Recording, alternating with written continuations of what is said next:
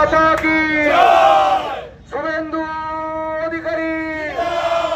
এই শুভেন্দু অধিকারী আক্রমণ হচ্ছে কেন তৃণমূল কংগ্রেস জবাব দাও এই বিরোধী দলনেতাকে পানে মেরে ফেলার চেষ্টা হচ্ছে কেন মুখ্যমন্ত্রী জবাব দাও এই মুখ্যমন্ত্রীকে অবিলম্বে পদত্যাগ করতে হবে এই বিরোধী দলনেতা আক্রমণ মানছি না মানব না তাই তো বলি বিজেপি রাজপথে তৃণমূল কংগ্রেস হুঁশিয়ার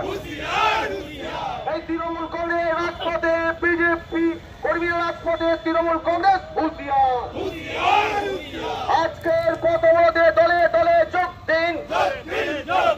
কোচবিহারে বিরোধী দলনেতাকে পানে মেরে ফেলার চেষ্টা হলো কেন মুখ্যমন্ত্রী জবাব দাও কোচবিহারে বিরোধী দলনেতাকে পানে মারার চেষ্টা হলো কেন পুলিশ মন্ত্রী জবাব দাও তাই তো বলি জবাব তোমায় দিতেই হবে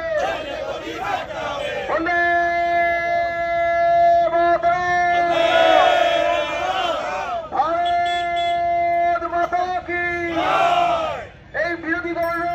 অপর আক্রমণ মানছি না মানব না এই বিরোধী দলনেতাকে মেরে ফেলার চক্রান্ত মানছি না মানব না এই বিরোধী দলনেতাকে খুন করার চক্রান্ত চলছে না চলবে না তাই তো বলি সাধারণ মানুষ এই লড়াইয়ে লড়ছে লড়বে আজকের এই প্রতিবাদে দলে দলে যোগ দিন এই খুনি মুখ্যমন্ত্রী বাংলা থেকে দূর হটো এই গরিবের টাকাওয়ালা মুখ্যমন্ত্রী বাংলা থেকে দূর হটো এই বেকারের চাকরি খাওয়া মুখ্যমন্ত্রী বাংলা থেকে দূর হটো এই কৃত্রিম ভাবে বন্যা তৈরি করা মুখ্যমন্ত্রী বাংলা থেকে দূর হটো তাই তো বলি আর নেই দরকার এই খুনি মমতা সরকার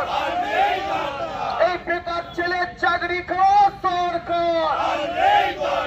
এই গরিব মানুষের টাকা খাওয়া সরকার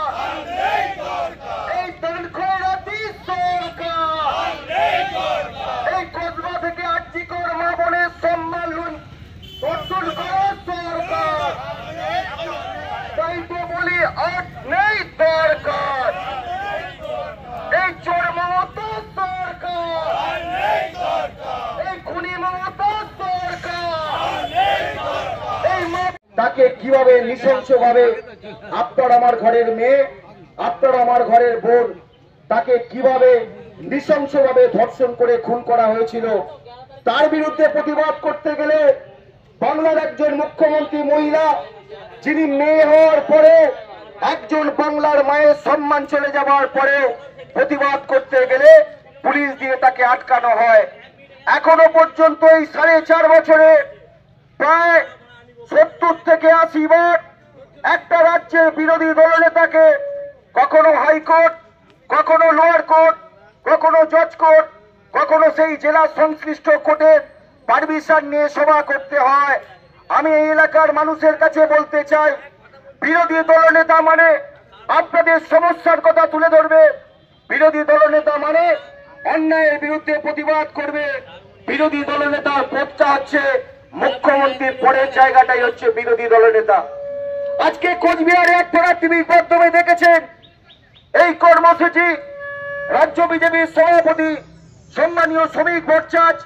তিনি ঘোষণা করেছেন কাকদ্বীপ থেকে কোচবিহার পাহাড় থেকে সাগর সারা বাংলায় আমরা এই প্রতীকী কর্মসূচি পালন করব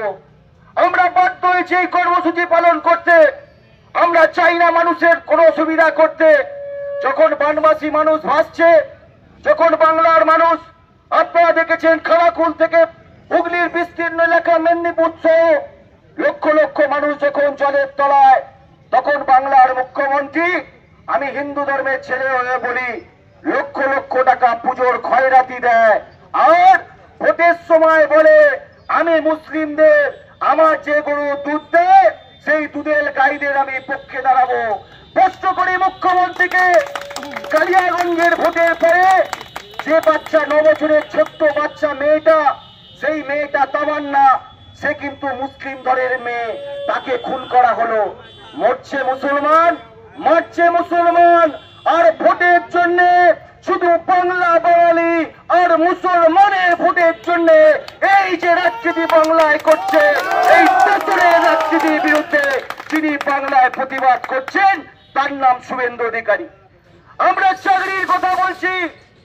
আমরা বেকারের চাকরির কথা বলতে চাই, আমরা কর্মসংস্থানের কথা বলতে চাই, আমরা ঋণ মুক্ত বাংলার কথা বলতে চাই, আমরা রাষ্ট্রবাদী মুসলমান যারা বোম নিয়ে গুলি নিয়ে বাংলাতে শুধু ক্রিমিনাল হবে না, যারা ডাক্তার হবে উকিল হবে তার কথা বলছে আমাদের শুভেন্দু অধিকারী।